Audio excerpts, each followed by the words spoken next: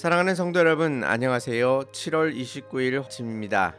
다 같이 찬송가 505장 온 세상 위하여 다 같이 찬양 드리시겠습니다.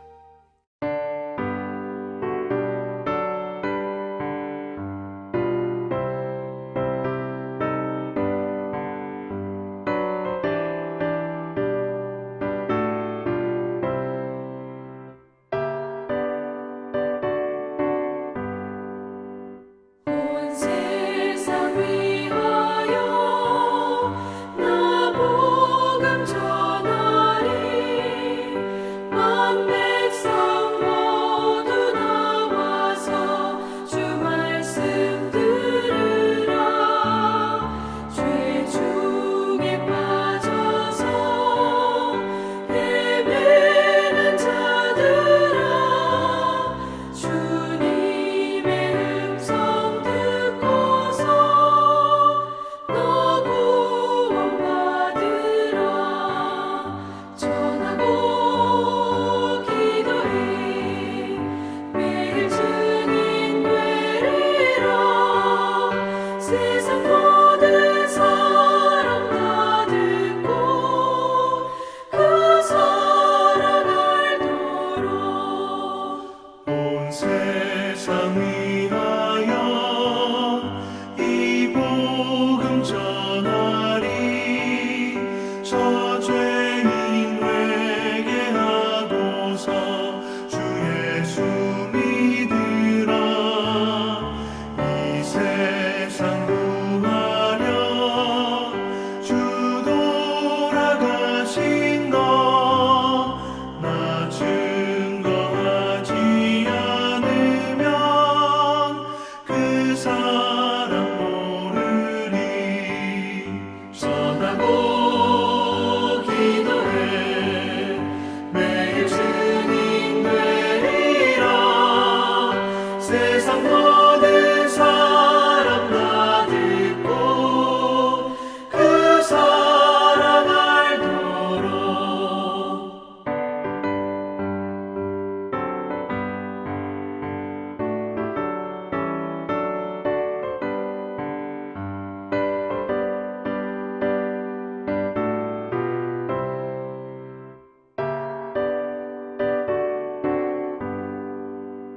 온 세상 위하여 주 은혜 임하니.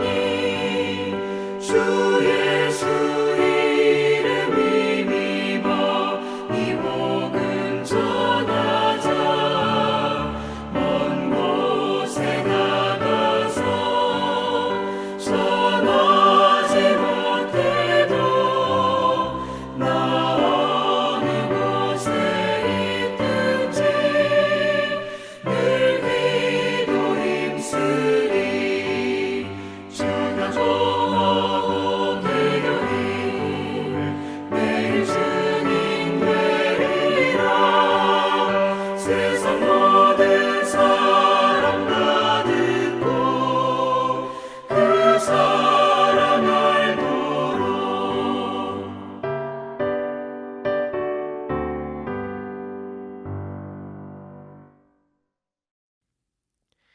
하나님께서 오늘 우리에게 주시는 말씀은 에스겔 33장 1절에서 9절까지의 말씀입니다. 여호와의 말씀이 내게 임하여 이르시되 인자야 너는 내 민족에게 말하여 이르라. 가령 내가 칼을 한 땅에 임하게 한다 하자. 그 땅 백성이 자기들 가운데의 하나를 택하여 파수꾼을 삼은 그 사람이 그 땅에 칼이 임함을 보고 나팔을 불어 백성에게 경고하되 그들이 나팔 소리를 듣고도 정신 차리지 아니하므로 그 임하는 칼에 제거함을 당하면 그 피가 자기의 머리로 돌아갈 것이라. 그가 경고를 받았던들 자기 생명을 보존하였을 것이나 나팔 소리를 듣고도 경고를 받지 아니하였으니 그 피가 자기에게로 돌아가리라. 그러나 칼이 임함을 파수꾼이 보고도 나팔을 불지 아니하여 백성에게 경고하지 아니하므로 그 중에 한 사람이 그 임한 칼에 제거당하면 그는 자기 죄악으로 말미암아 제거되려니와 그 죄는 내가 파수꾼의 손에서 찾으리라. 인자야, 내가 너를 이스라엘 족속의 파수꾼으로 삼음이 이와 같으니라. 그런즉 너는 내 입의 말을 듣고 나를 대신하여 그들에게 경고할지어다. 가령 내가 악인에게 이르기를 악인아 너는 반드시 죽으리라 하였다 하자. 내가 그 악인에게 말로 경고하여 그의 길에서 떠나게 하지 아니하면 그 악인은 자기 죄악으로 말미암아 죽으려니와 내가 그의 피를 내 손에서 찾으리라. 그러나 너는 악인에게 경고하여 돌이켜 그의 길에서 떠나라고 하되 그가 돌이켜 그의 길에서 떠나지 아니하면 그는 자기 죄악으로 말미암아 죽으려니와 너는 내 생명을 보존하리라. 아멘. 인생을 살다 보면 모든 것이 끝났다고 느껴지는 절망의 순간이 있습니다. 지키고 싶었던 가정이 무너지고 평생을 바친 사업이 실패하며 남모르게 의지했던 건강에 적신호가 켜질 때 우리는 깊은 영적 침체에 빠집니다. 이제 내가 무엇을 더 할 수 있을까? 내 인생은 여기서 끝인가 보다 라는 탄식이 흘러나옵니다. 오늘 본문에 등장하는 선지자 에스겔의 마음이 바로 이와 같았습니다. 에스겔은 나라가 망해 바벨론의 그발 강가로 끌려온 포로였습니다. 설상가상으로 오늘 본문이 속한 에스겔 33장의 후반부를 보시면 그토록 붙잡고 싶었던 마지막 보루였던 예루살렘 성마저 처참하게 함락되었다는 소식이 전해집니다.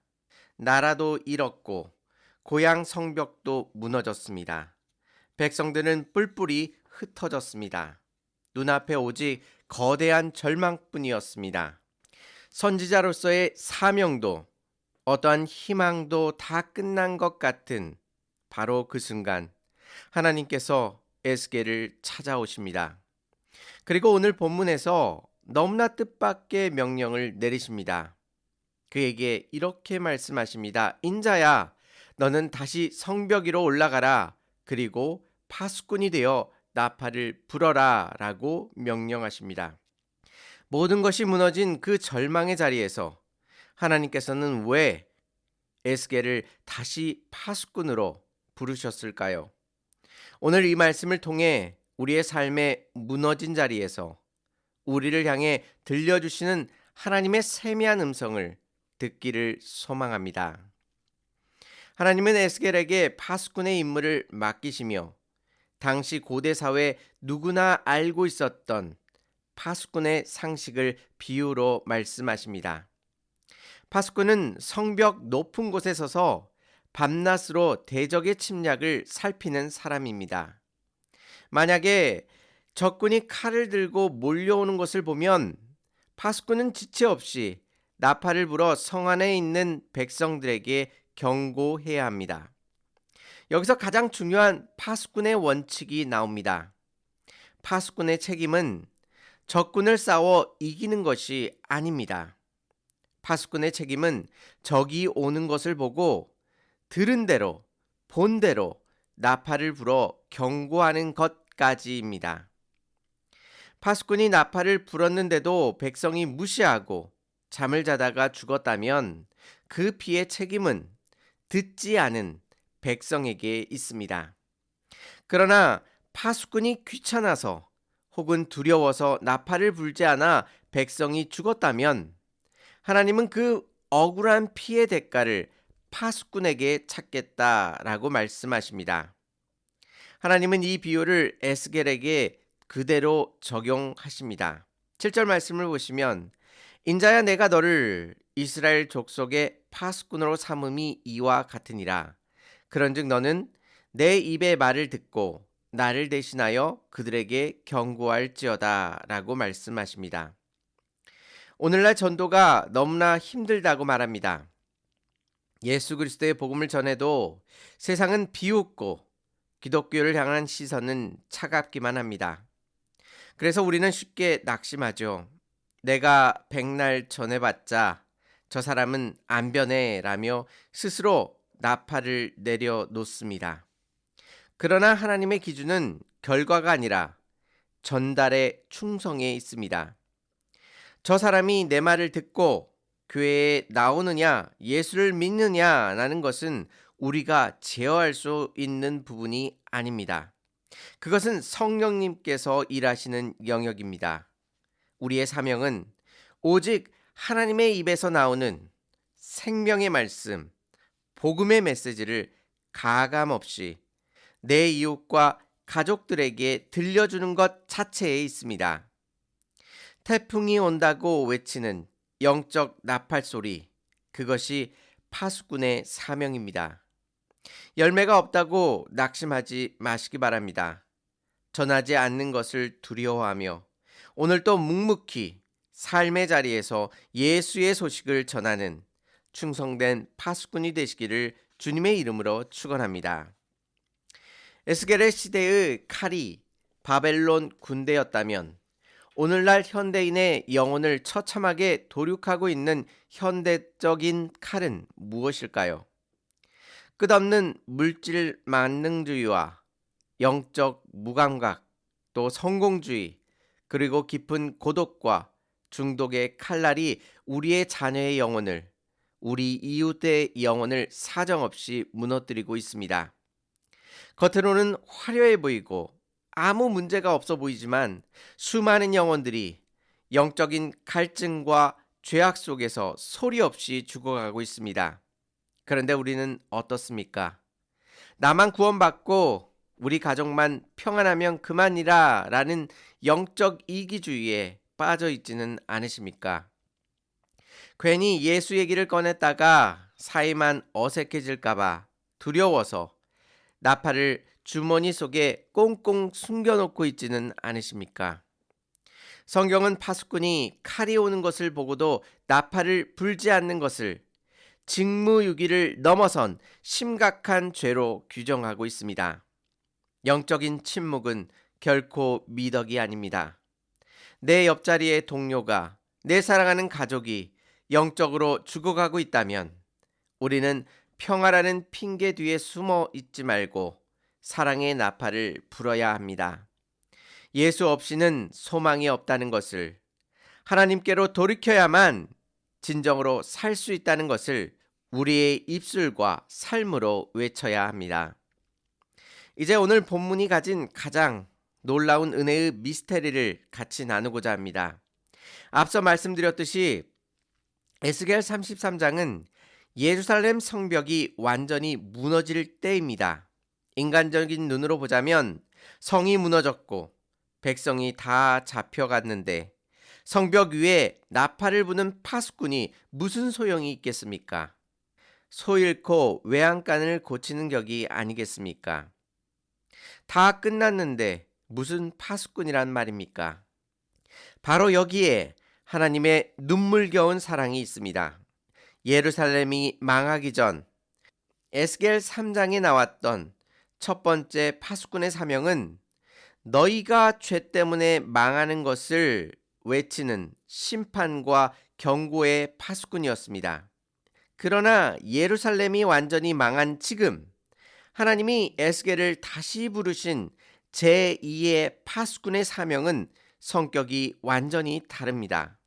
이제는 에스겔이 불어야 할 나팔은 저주와 심판이 아니라 위로와 회복, 그리고 소망의 나팔이었습니다. 나라가 망하자 이스라엘 백성은 절망하며 남탓을 했습니다. 우리 조상들이 죄를 지어서 우리가 이 고생을 한다. 이제 우리는 소망이 없다라고 하며 주저앉아 있었습니다. 그때 하나님은 에스겔을 통해 새로운 구원의 패러다임을 선포하십니다. 성은 무너졌으나 너희의 인생은 끝나지 않았다. 이제 누구든지 이 파수꾼의 나팔 소리를 듣고 자기의 죄에서 돌이켜 내게로 돌아오면 나는 그 사람을 반드시 살릴 것이다 라고 선포케 하신 것입니다. 혹시 여러분의 삶의 자리가 무너져 내리고 있으십니까? 가정의 성벽이, 건강의 성벽이, 재정의 성벽이 무너져 그 잔해 속에서 눈물을 흘리고 계십니까? 하나님은 오늘 그 무너진 잔해 위에 여러분의 손을 잡으시며 말씀하십니다. 내 사랑하는 자야, 인생의 성벽은 무너졌을지라도 너의 사명은 끝나지 않았다. 내가 너를 그 무너진 자의 제2의 파수꾼으로 너희를 세우노라 말씀하십니다. 주께서 주시는 희망과 소망의 이 사명을 새롭게 발견하시기를 바랍니다. 예루살렘이 함락되는 이 비극 앞에서 하나님께서는 에스겔을 다시 성벽 위에 세우십니다. 마찬가지로 하나님께서 오늘 우리를 이 시대의 영적 파수꾼으로 파송하고 계십니다. 결과는 주님께 맡기십시오. 그들이 듣든 아니 듣든 우리는 그들에게 들려줄 하나님의 생명의 말씀을 정직하게 그리고 사랑을 담아 전해야만 합니다.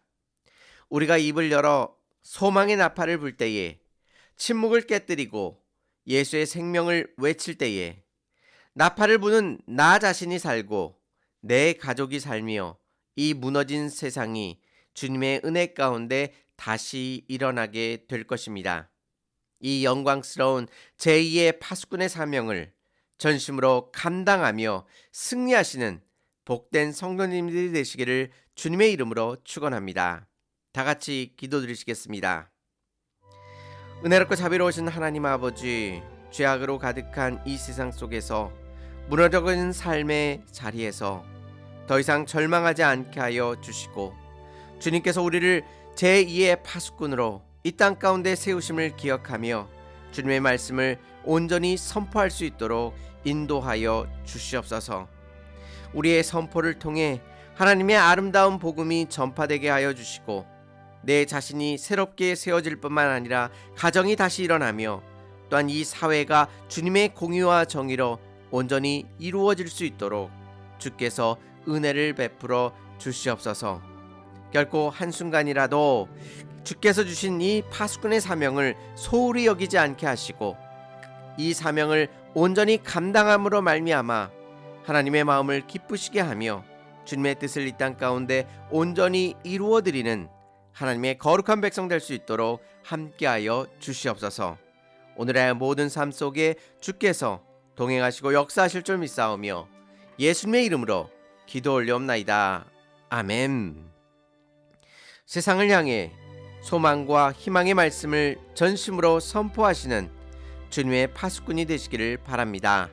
감사합니다.